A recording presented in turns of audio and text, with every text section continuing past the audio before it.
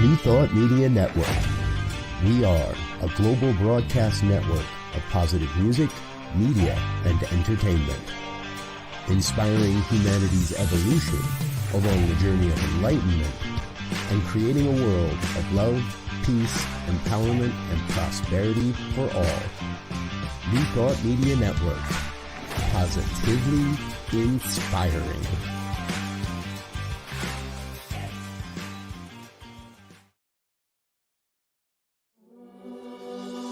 Free my mind, open my heart with the whispers of truth, to live a conscious life, to live a conscious life on the growing edge, on the growing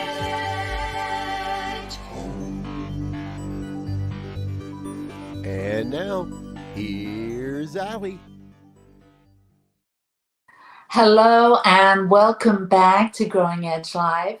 I'm Allie Benjamin, and it is my great pleasure and joy to host Growing Edge Live every week.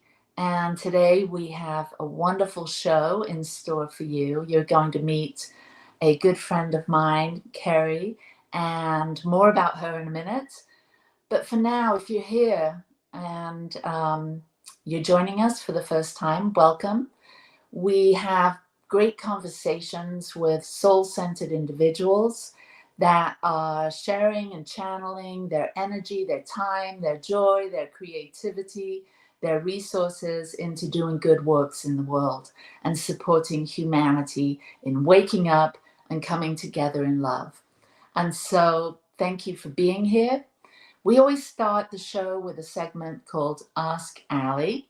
And today I have a question that's been sent in from Grady.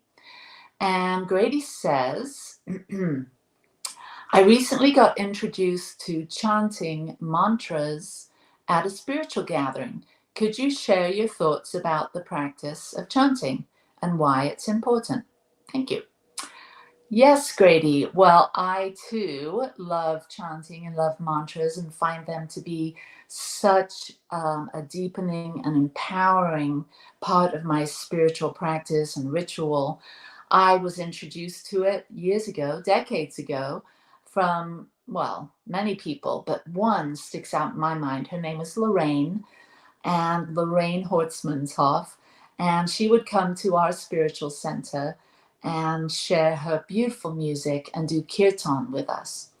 And at that point, that's when I really started putting it into practice and also making mala beads, which are something that one can use with a mantra or a chant. There's 108 beads with a guru bead here, a little tassel. And by working these beads through your fingers, much like our Catholic friends who use a rosary use their prayer beads, the mala beads are used for prayer, for devotion. And a mantra is like an affirmation. It's a phrase or a group of sentences that have a particular meaning.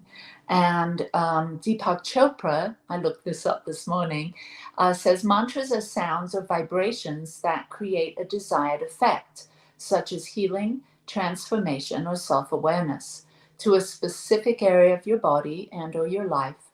Everything in creation is at its most refined level a sound or vibration. And so the words of a mantra or a chant have a particular essence, a meaning, a prayer, a vibration, a sound.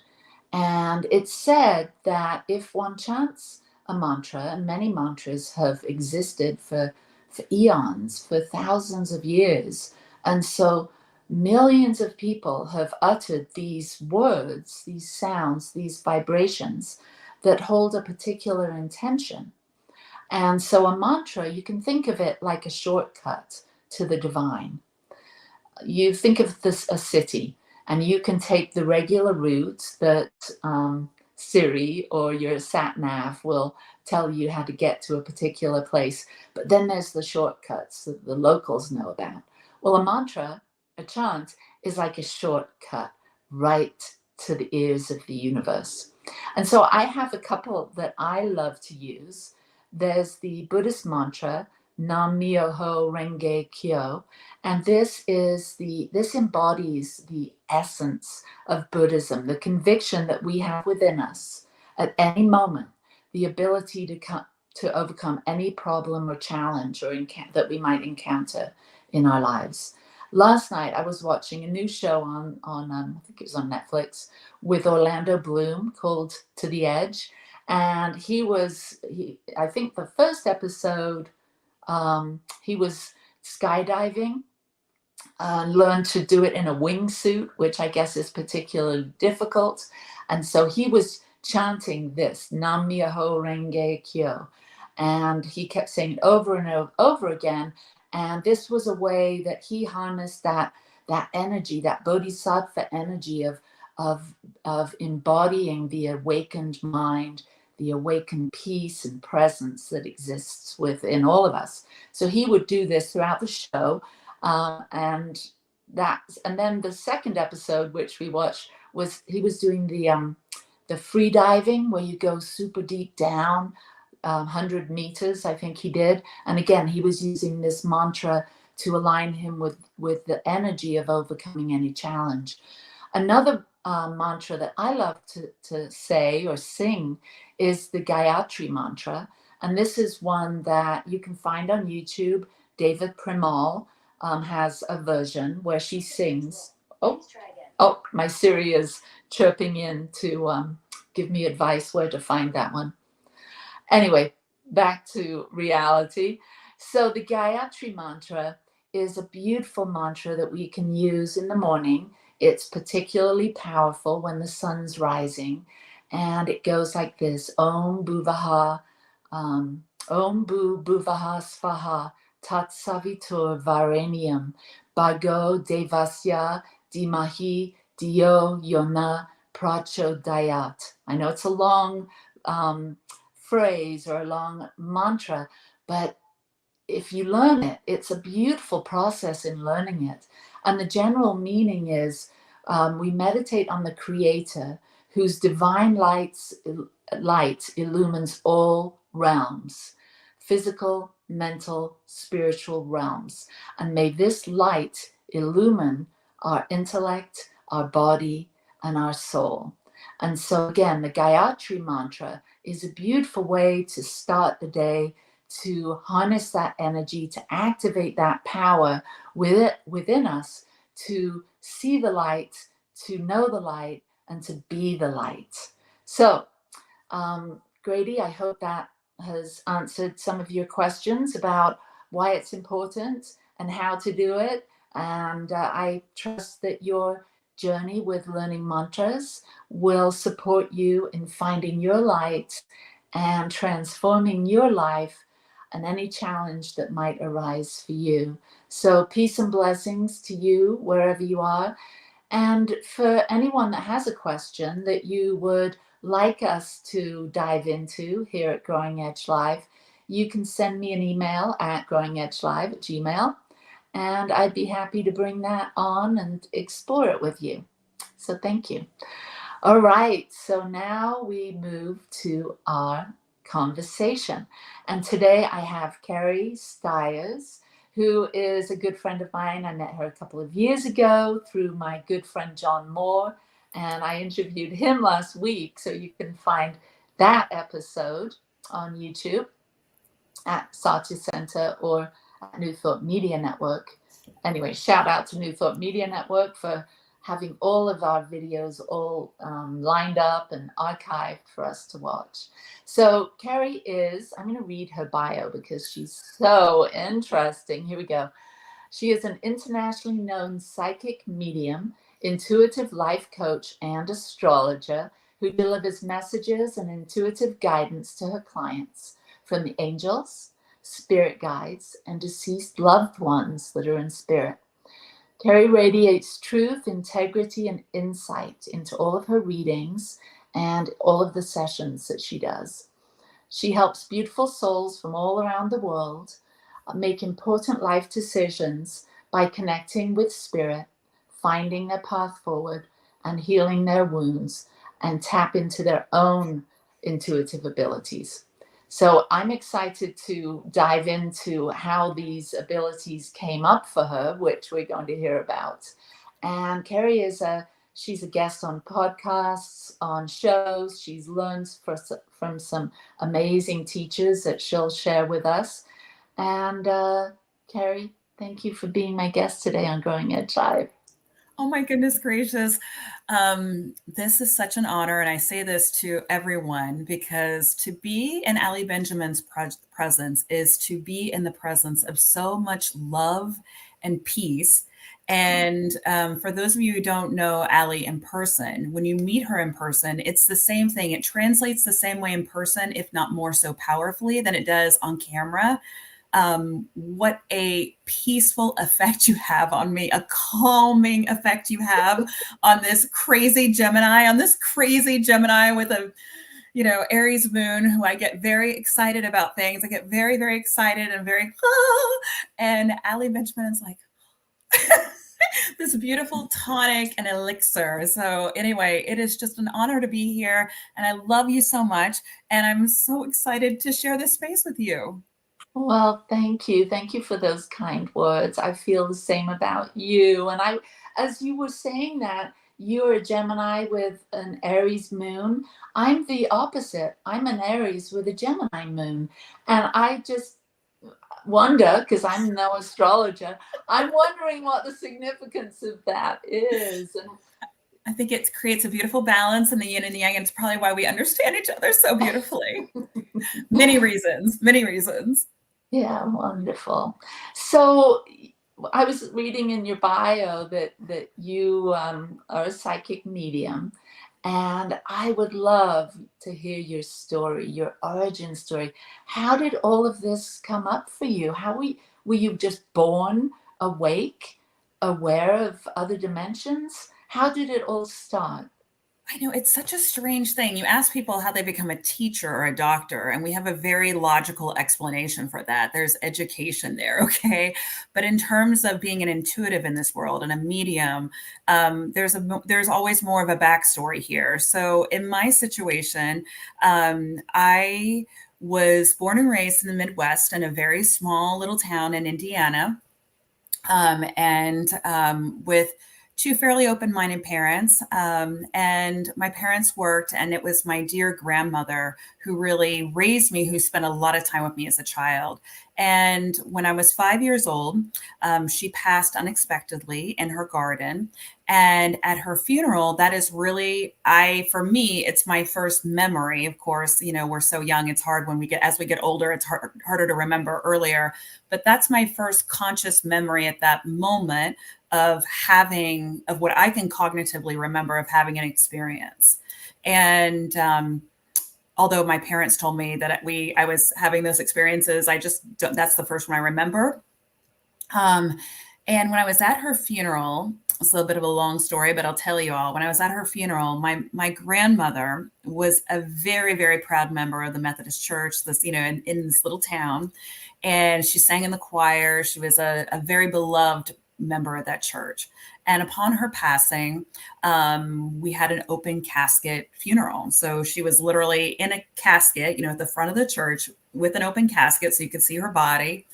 And I remember sitting in the church pew, the second church pew, waiting for the funeral to start.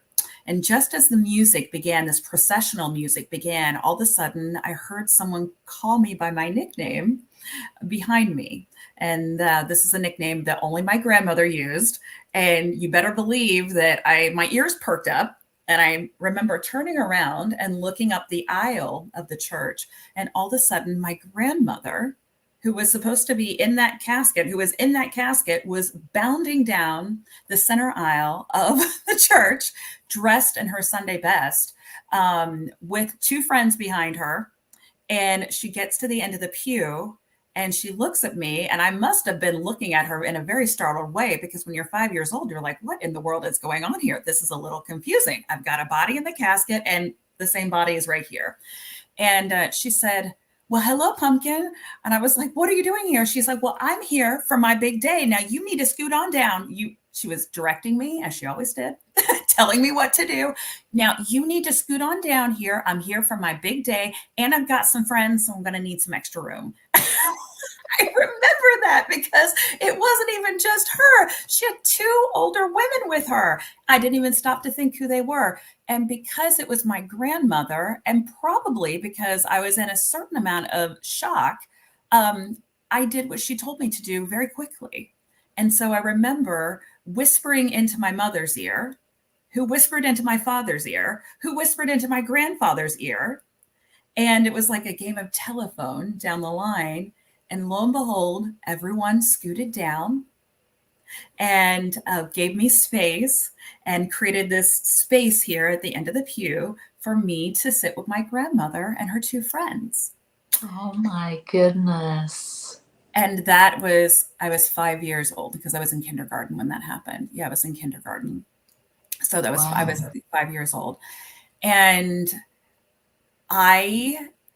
what do you say about this? I mean, some people would say, oh my gosh, the child is seeing things. The child has an imaginary friend. She's crazy, psychotic, delusionary. I don't know what you would say about it. But for me, when I remember it clear as day. And little did I know that back then I'm very clairvoyant. So my major my way of seeing is sight. So some people hear things, some people feel things, or would get a feeling or would hear something. But for me, I see images and pictures. And I remember her during the funeral. I remember the preacher talking. I remember her sitting very properly, listening in rapture, to the preacher. And when the choir sang, because that's the choir that she sang in, she was clapping and she was smiling. And then she started crying. And she and her two, I believe, must have been her mother. So I believe that was my great grandmother there. And maybe a sibling next to her. But they were just all into it. They were into it. And as a result, during the funeral, I wasn't afraid. I wasn't afraid. I didn't have the same level of sadness because in my mind, I was seeing that she was alive. She was acting like she did when she was in the 3D form. So she felt very alive to me next to her. So I wasn't upset during the funeral. I think I was more in awe of her. But at the end of the funeral, I got a little triggered because when everything was said and done, she got up to leave. And then I looked at her and I was like, wait a second. Where are you going? Where are you going? And she said, I have to go. And I remember saying to her, no, you can't leave me. You can't leave me here. You can't leave me with these people. I think I remember saying, you can't leave me with them. And she said, okay, little pumpkin, I love you. Listen, you will see me. You will always be able to see me. And you have a very special gift. And you have this gift that you're going to be able to see others. But I'll let you know, I'm never very far. Okay. I'm always with you. Don't forget that. And I love you. And I remember she says this to me. And then it was like, she was gone. She was just gone. She was just gone. Wow. So it was like, she just disappeared into thin air. And, I remember turning to my mother and telling my mother that same day this story, and bless my mother's heart, she didn't tell me I was crazy. She just listened very open-heartedly to me. My parents are very spiritual, and she was very open to life after death and the idea that the soul would potentially go on. And she just listened. She was like, I remember her being, wow, what a special experience you just had. And wow. So that's where because everyone asks, okay, what was that first moment like? Or what was that defining moment like? And I know that everyone has a different story in terms of how their intuition or how their spiritual sight kind of comes to be. But that was absolutely for me, that first defining moment, that there might be something more, that there might be something more to the story. Do people really die? Is death finite? Is it, dust to dust? And do we never, are we just, is life over and done with? So that was my first data point, that there was something more, or potentially something more beyond this realm. And also, I don't think I understood it at the time. At the time, I just thought, well, this happened to me and it's normal. But as, of course, as you get older, you realize, okay, maybe it's not so normal. It is normal, but maybe it's not so normal in relationship to society and in terms of what we teach people is normal and what's not normal. So Right. So it sounds like your parents were, you mentioned that they're very spiritual, and I happen to have met them, and they're lovely people.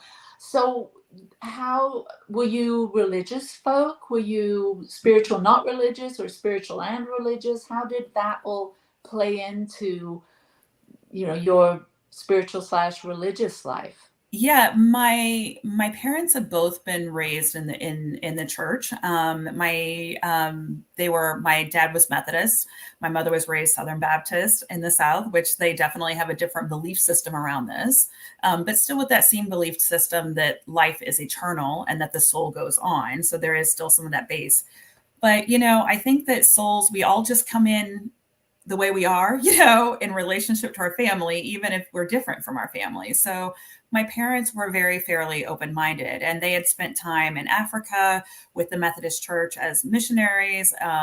They were teaching, my dad was educated in California in the UC California system. And my parents had traveled a lot. So they came back to the family farm in this small town. My mom was just I have to tell you, my mother is really the one who was really spiritually open-minded. And it's so interesting because even though we grew up in this very small conservative community in Indiana, she had a group of friends there from the church who were just so fascinated by psychics. I mean, they were just so into it, which would be a little bit counterintuitive to what the church would teach. And there is a spiritualist church in Indiana called Camp Chesterfield, which is just northeast of Indianapolis, similar to, oh my gosh, what's the one in upstate Lilydale? My brain almost went blank there. So Lilydale in upstate New York is probably the most famous spiritual camp or church in the world, similar to that. Called Camp Chesterfield, and my mother would always go up there for readings. And that's where at some point that's where she introduced me when I began to have many more experiences. And my mom was finally like, okay, my kid's different. She's having all these experiences and maybe she needs to talk to someone. And one of the psychic mediums that she was working with there, spiritual teachers, the Reverend Suzanne Greer, who is well known in the spiritual world, said, bring that kid up here. I was 12 at the time. And she's like, bring that kid up here. And that began kind of my apprenticeship, even though I didn't know that that's what it was at the time. Anyway, I'm a Gemini. I'll talk to you forever. P.S. Oh my gosh, you're just stirring up so many questions in my mind. So how did this impact your friends and life at school? Could you compartmentalize somehow, or did it leak out? I would say it started leaking out when I got a little bit older. I think when I was younger, I think I was having experiences but didn't understand. And I think a lot of people who are watching this can probably relate to this, which is when you're young, I was such an open sponge. I was so spongy. I would go into a room and I would be able to feel the energy. I think probably a lot of you who are watching this or, listening to this can probably relate to that, about what it means when you walk into a room and you can get the vibe or feel the vibe, or you meet someone and they've really not said much to you, but you have a really good idea, you have a strong feeling about their personality, or you get a sense of them. I was having that experience a lot. I was also, when I was very young, I was seeing souls. I would just see souls who had really intense transitions, or people who had had accidents, or who had gone out of their body really young, that were kind of scary to me, quite honestly, that were scary. And that's kind of what led me, I think, to talk to my mom. And I think that's really what prompted her to get me some support, because I was seeing suicides. I was seeing people that had accidents who were their energy. They were having a hard time transitioning. But I think that you're asking me a question I'm having to put a lot of thought into, which is, I think before I turned 12 or 13, I think it was just a part of my life, and I didn't think very much about it. I just thought, wow, I'm really sensitive. And at that time, you have to understand that was like in the 80s. So there wasn't a lot of, it's not like, today, we're years later, we talk about spirituality and intuition a lot more. And at that time, it's just not something we even talked about. So it's like, I don't even think I knew to identify as such. Yeah.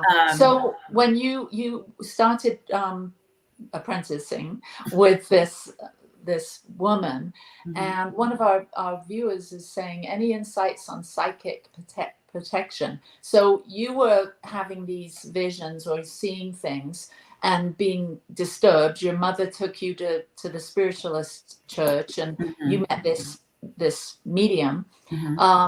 Did she give you any soothing advice to help you deal with this or give you some protection in some way?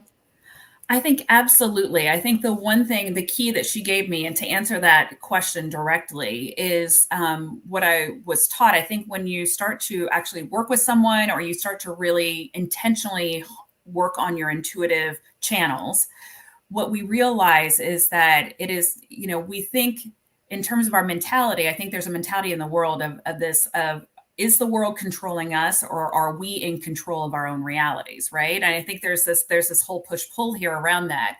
And I think about feeling like, are we a victim of our circumstances, or are we empowered, and can we make choices to really direct or protect ourselves? And I think in terms of intuition, what I was really taught was that I had a lot more say and a lot more input in terms of what I was experiencing and what I was not. And at that point, in my teens, I was really educated about the team around me, my team around me in spirit, which is something that I teach about a lot and that I talk about a lot. This idea that no one comes here, without a blueprint, so no one comes here without a map. There's a soul blueprint, and no one comes here without support. And at that point, Suzanne, the Reverend Suzanne Greer, who is my mentor in spirit and will always be, really was talking to me about the fact that if there was something that was making me feel uncomfortable, that I had the ability to speak up, and that it was important for me to speak up and let my team know in spirit, my guides and my team in spirit, and God universe, or however you want to say that, to tell them, hey, I need you guys to shut this down. This is freaking me out. I can't handle this right now. So if you're going to give it to me, you need to give it to me differently. Mm-hmm. And it was interesting that it was almost like immediately that as soon as when I would have a scary experience, or something that would make me feel uncomfortable, I would literally just say no. And I would just tell my team, no, I don't like that. That's freaking me out. Or can you help me understand that? And as soon as I started saying no, it stopped. And that's interesting. She also taught me to pray for souls, that if I had an experience that frightened me, to pray for those souls as well. So in terms of psychic protection, I think probably one of the first important things that I was taught is to remember that we are not at the whims of the world, and we're not at the whims of the spirit world, that we have a lot of tools within ourselves. And I think the first one that I was taught to use is to speak up and use my voice, and to really let spirit know, hey, this is what I'm comfortable with, and this is what I'm not.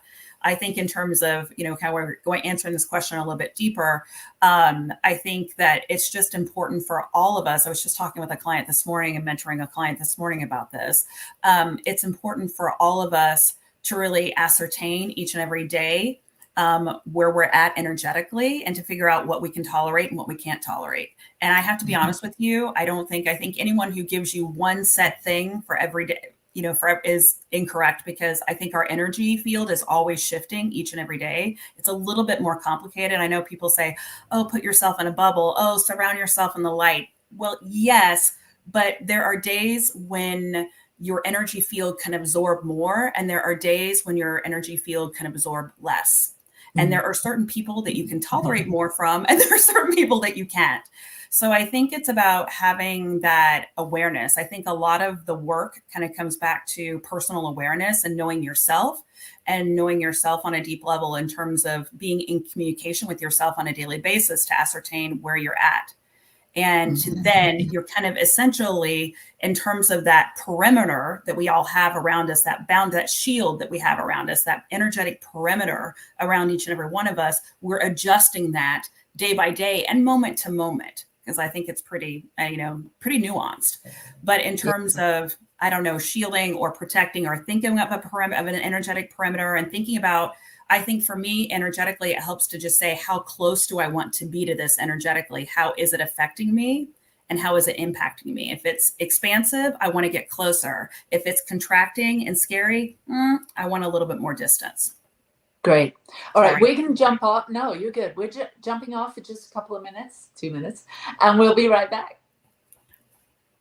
Please help us say thank you to our organizational sponsors, including the Hefferland Foundation, Affiliated New Thought Network, International New Thought Alliance, Science of Mind Archives and Library Foundation, Center for Spiritual Living Denver, Center for Spiritual Living Midtown, New Thought Philadelphia, Planned Happiness Institute, Summit Center for Spiritual Living, One Heart Retreats, Center for Spiritual Living on the Lake, Unity Kitchener, Unity Spiritual Center Ottawa, Om Center for Spiritual Living, thesatyacenter, Begin Within Ministries, Center for Spiritual Living North Jersey, Unity of Savannah, and the Center for Spiritual Living Seattle,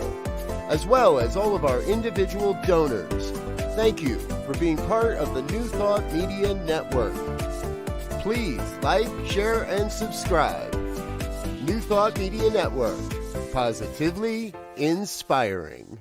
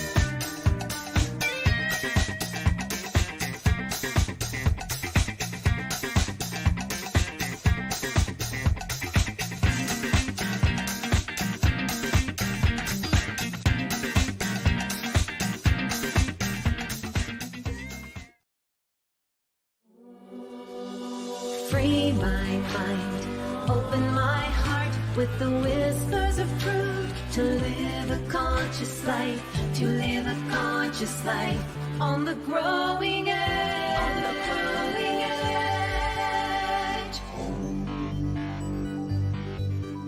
edge. And now, here's Allie. We're back, and we're back with my friend Carrie, and we're talking all things psychic medium and more. And I'm wondering, what does your work look like, and how has it evolved over time? What is it you do with people? My work, I feel like I always call myself a cheerleader for humanity. I'm going to say here that, I think my work is really centered around helping people to remember their own divinity and to connect to the divinity within them. So my sessions normally start with me tuning into someone's energy. I normally go into meditation before a session, and I'm writing down a lot of notes. I like to have a lot of notes before I start. And I love tuning into the essence of someone and to to what the special, beautiful qualities that they bring to the table. And also normally spirit also lets me know what this soul is here to work on and what they're working on and what they're here to master, because P.S., we're all in school, we're all learning, we're all growing here. Okay. We all chose to come here for a reason, to evolve and grow. And I love that portion of my sessions. And my sessions also are, really what I'm doing is I don't ask for anything. I want to always go in cold to a session. So I just really am asking spirit. And what I mean by spirit, it's kind of a collective term that I'm using, that I use to talk about the team that's around this soul. So I'm talking about spirit guides. I'm talking about ancestors and loved ones. Pets are there. I've got my dog here. Sassy is here snoring away. We've completely conked her out. She is very into your energy, Allie. Okay. She is gone. She is snoring, literally snoring here. I call it the spirit snore. I call it a little spirit snore. She helps me in my readings. But pets are there. Teachers, guides, okay. Loved ones are there. So I'm tuning into that energy and I'm really asking, okay, what's coming up for this soul? What's happening here? So oftentimes I'll write down areas of discussion that spirit wants to talk about or things that are coming through for me. I'll also tune in and see who wants to come through. And sometimes that's a guide and sometimes that's a loved one. And a lot of times ancestors absolutely want to come through. Loved ones from the other side absolutely want to come through. Sometimes just to say hello and to say, hi, we're here and we're with you and we love you. And sometimes the work is very involved where there's trauma there, or there's trauma that needs to be healed and worked out. So a loved one coming through with an apology, suicides. I say that too, souls who have taken their own lives who need to come back and talk about that. And other times it's loved ones coming through just with love and saying, hi, I love you and I want to talk to you. And sometimes, like I said, it's pets, it's anyone. And so I kind of document all of that and then we jump into session. Now, I also love, because my dear mentor, Suzanne, also taught me a lot about numerology and astrology. So I like to look at that too. I'm a total Gemini in that as well. I love to look at numerology. It's very old school. I know everyone else nowadays likes all these other modalities, but she was very old school with me. So I look at some of those pieces as well. I take a little bit of this and that, but really the primary piece of a reading with me is really tuning into what are you here? What are you doing here? What are you working on? Where are you growing? How are you awesome? Who's coming through? And then kind of getting into whatever the issues are that my client has that they really want to dig into. I have a thing with names where I have no idea how it works, but I'm able to write a name down and I'm able to just immediately go straight into the Akashic records and it's a thing that I have, but psychically. But yeah, so. Yeah, so we hear about, I've heard about the Akashic records, and maybe we've got people that don't know what that is. Can you explain how that works with a psychic medium? What Absolutely. it is? Absolutely. The Akashic records, it's a term, and I don't really know that it's a term that's always been used throughout time. I feel like it's more of a modern term that we're using now. I'm kind of like semantics. It feels like a little bit, that term to me feels a little bit of semantics.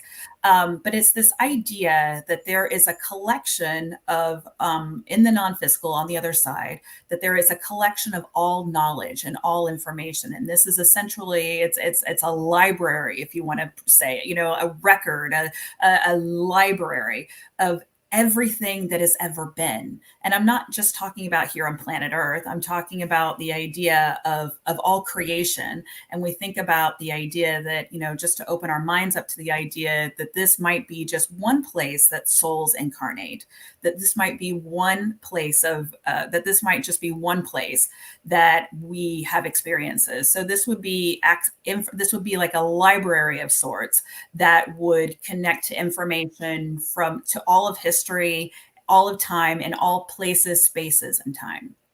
And so this tapping in you must be able to get a really good sense of the person, where they are in their life, and support them in their next step. That's right. That's right. So yeah, so a lot of psychic mediums or a lot of intuitives, what they're doing is they're tapping in essentially to that library. And a lot of people call that the Akashic records, but you can call it whatever you want to. I mean, when I was being trained, when I was being mentored, that term wasn't in existence, but you're tuning into the energy of that history there, that information of some sort.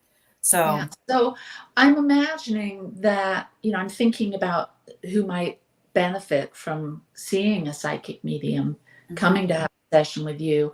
And I know for myself, having lost some loved ones, that talking to a medium, a psychic medium, can be very soothing and comforting in times of loss, especially when you lose someone really close to you.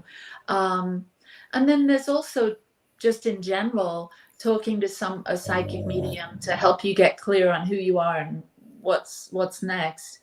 I think it must be about reminding them who they really are, because we get so sort of weighed down by the world and our conditioning and life, and sort of lose connection with our own inner wisdom and our own sense of purpose or meaning.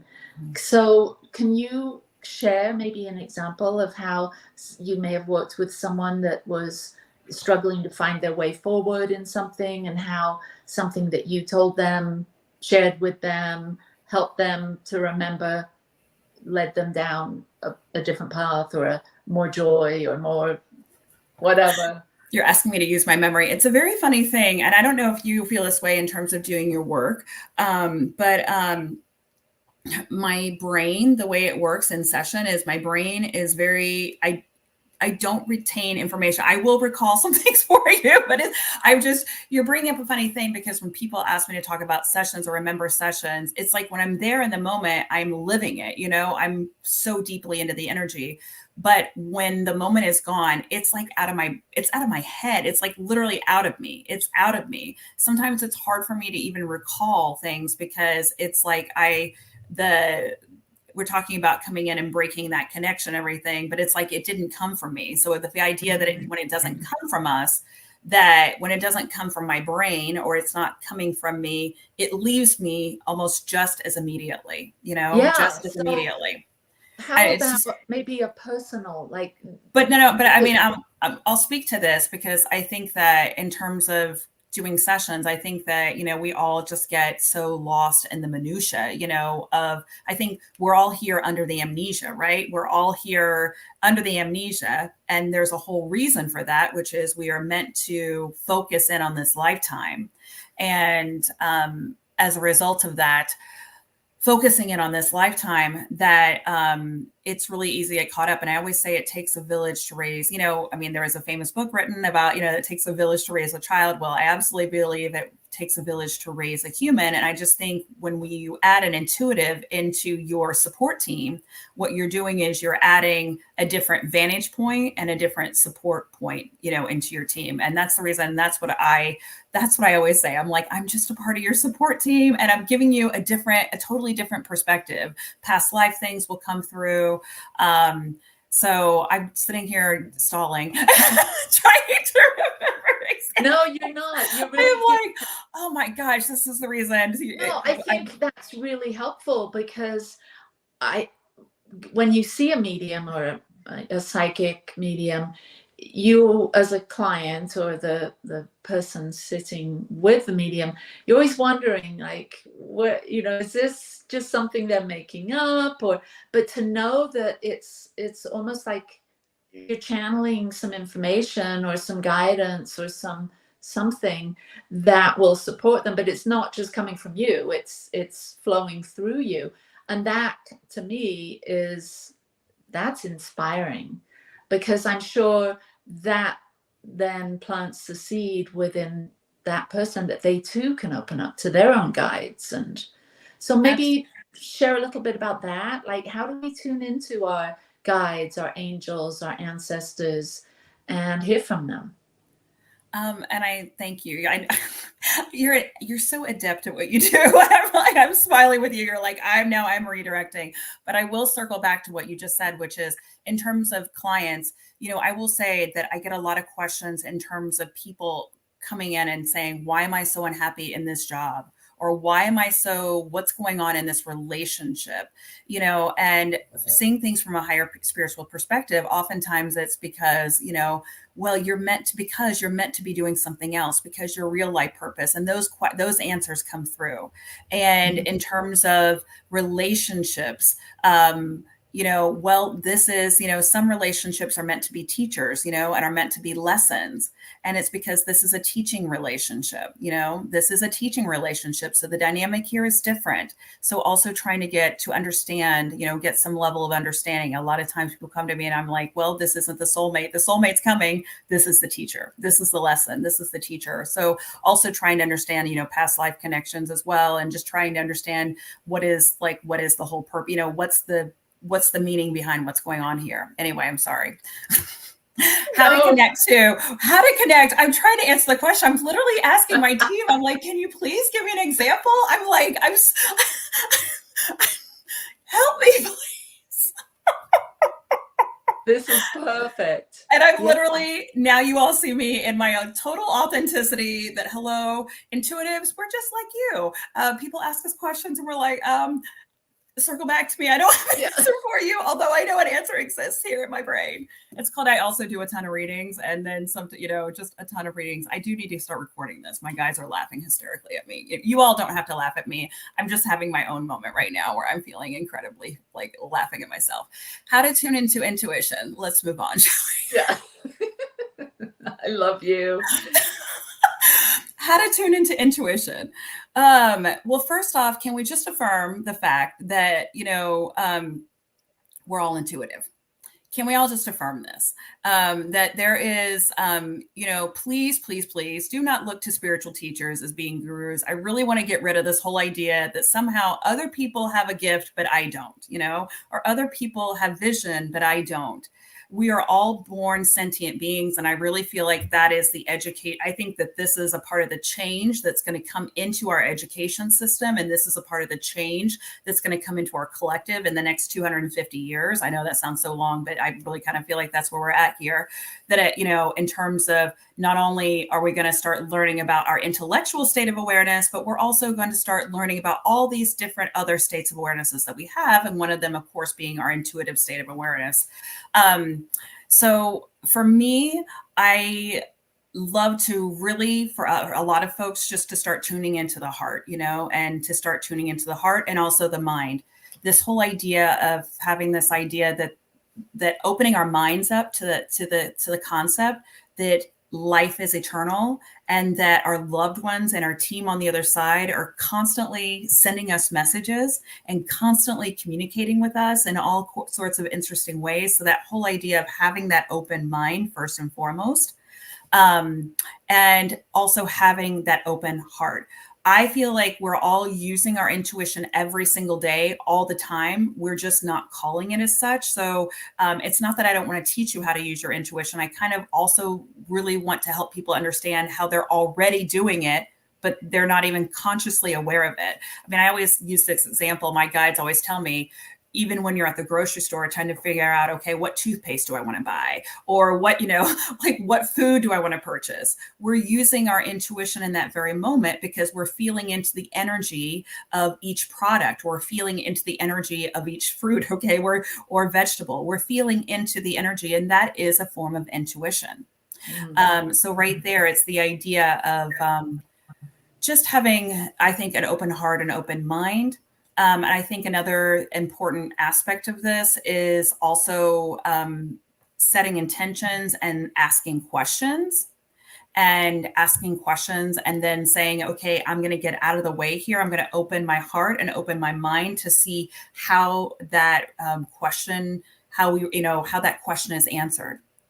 And I think that's also really important, is to be talking and asking spirit or asking God universe or asking your guides for support and help. Because when we ask the question, when we set the intention and we ask the question, and then we open our heart and open our mind, then we create space for spirit to really work some magic and come to us. And, that might come in the form of hearing something on TV or something that a friend says to you, or seeing something, or seeing a feather or a cardinal, or having a dream where you see something in a dream or you experience something in a dream, or just getting a strong sense,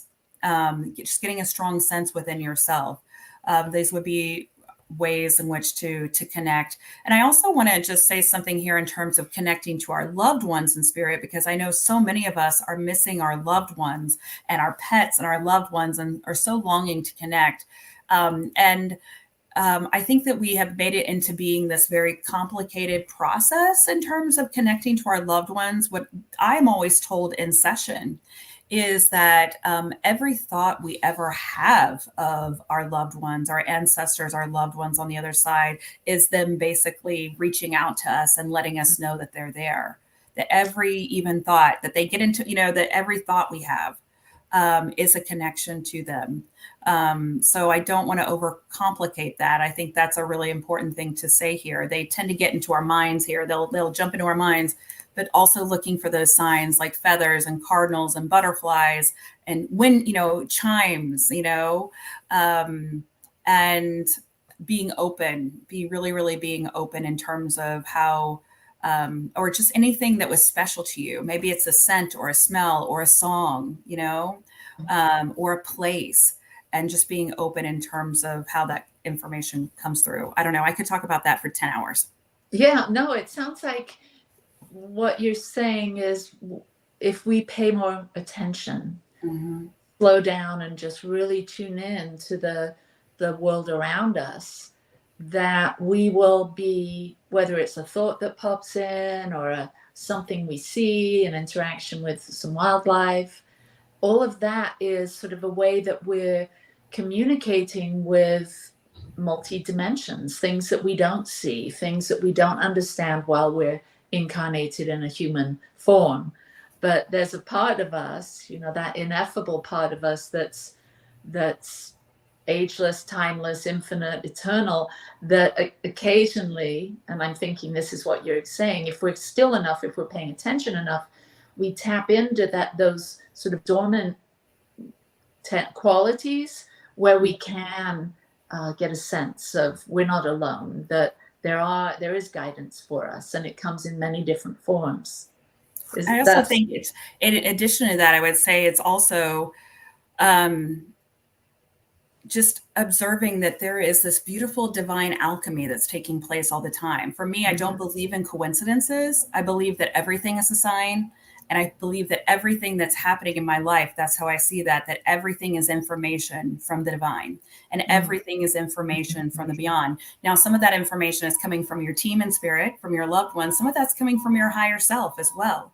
But this idea as well of just being open to the idea, sorry about the noise as it happens outside my window, but being open to the idea that everything here, it's all information. That the idea, Sassy agrees, the idea, the spirit store comes in, the idea that everything is information, everything is here to help us, every little thing, it's all magic, and that there are no coincidences. So also to get beyond the mind and be like, oh my gosh, that was weird, and be like, no, that wasn't weird. That was, that was intentional. That was spirit getting your attention, Yeah, I always say odd. No, God. No, not odd. It's a way of, it's the divine into, sending you some guidance there. So I always end this show, and I can't believe we're right here close to the end of the show. That's how it rolls with us, doesn't it? We could talk for hours. So I always end the show with reminding us of a song. What the world needs now is love, sweet love. And I know that's the truth, and I know that that's really what the world does need. But from where you are, from the very growing edge of your life, what do you see that the world needs now as you chat with people, as you go about your life? What is it in these sort of chaotic times of shift and change, and what does the world need now? What do people need to hear? Well, I love that song. I think the world does need more love. I think what the world also needs is just a little bit of a greater awareness about the fact that the soul, as Dr. Brian Weiss so beautifully always says, that the soul really is on a continuum.